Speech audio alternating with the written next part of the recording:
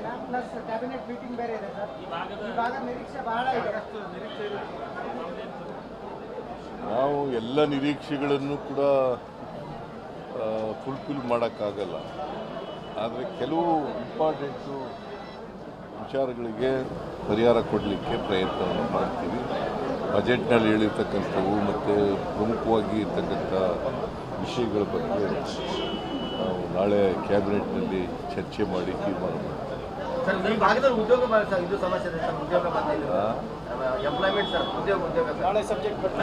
ಅದು ಸಬ್ಜೆಕ್ಟ್ ಬರ್ತಾ ಇದೆ ಉದ್ಯೋಗದ ಬಗ್ಗೆ.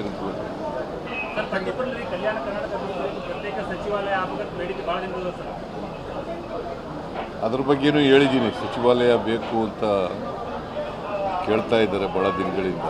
ಅದನ್ನು ಕೂಡ ಮಾಡಲಿಕ್ಕೆ ಪ್ರಯತ್ನ.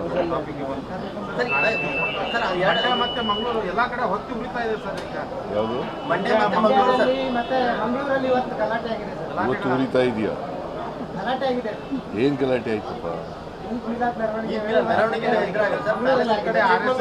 ಸಣ್ಣ ಪುಟ್ಟ ಇದ್ದಾವೆ. ನಾಗಮಂಗಲ ಶಾಂತವಾಗಿದೆ. ನೀವು ಅಶಾಂತಿ ಮಾಡಬೇಕು ಅಂತಲ್ಲ. ಮತ್ತೆ ನಾಗಮಂಗಲ ಶಾಂತವಾಗಿದೆ, ಗೊತ್ತಾಯ್ತಾ? ನಾವು ಅಲ್ಲಿ USP ಸಸ್ಪೆಂಡ್ ಮಾಡಿದ್ದೀವಿ, ಇನ್ಸ್ಪೆಕ್ಟರ್ ಸಸ್ಪೆಂಡ್ ಮಾಡಿದ್ದೀವಿ. ಪೊಲೀಸ್ ಫೈಲೂರ್ ಇದೆ ಅಂತೇಳಿ ನಮ್ಗೆ ಗೊತ್ತಾದ ತಕ್ಷಣ ಮೇಲ್ನೋಟಕ್ಕೆ ಅದನ್ನು ಅವ್ರ ಮೇಲೆ ಕ್ರಮ ತಗೊಂಡಿದ್ದೀವಿ.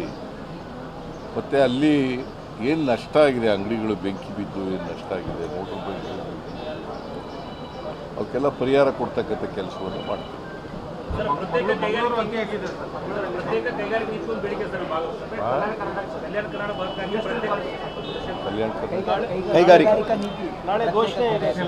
ನಾಳೆ ಮಾಡ್ತೀವಿ. ನಾಳೆ ಯಾವ್ಯಾವುದನ್ನು ಮಾಡಲಿಕ್ಕೆ ಸಾಧ್ಯ ಆಗ್ತದೆ ಅವೆಲ್ಲರೂ ಮಾಡ್ತೀವಿ. ನಾವು ಕಲ್ಯಾಣ ಕರ್ನಾಟಕದ ಪರವಾಗಿರೋರು ಅಲ್ವಾ? 371J ಮಾಡಿದವ್ರು ಯಾರು? ಯಾರ್ರೀ? BJP ಅವರ? ಹಾಂ, JDSನವರ? 371J ಮನಮೋಹನ್ ಸಿಂಗ್ರವರು ಪ್ರಧಾನಮಂತ್ರಿಯಾಗಿದ್ದಾಗ ಸಂವಿಧಾನಕ್ಕೆ ತಿದ್ದುಪಡಿ ತಗೊಬಂದು ಮಾಡಿದದು. ಅದಕ್ಕೆ ಪ್ರಯತ್ನ ಮಾಡಿದವರು ಮಾನ್ಯ ಖರ್ಗೆಯವರು ಮತ್ತು ಧರ್ಮಸಿಂಗ್ ಅವರು, ಗೊತ್ತಾಯ್ತಾ?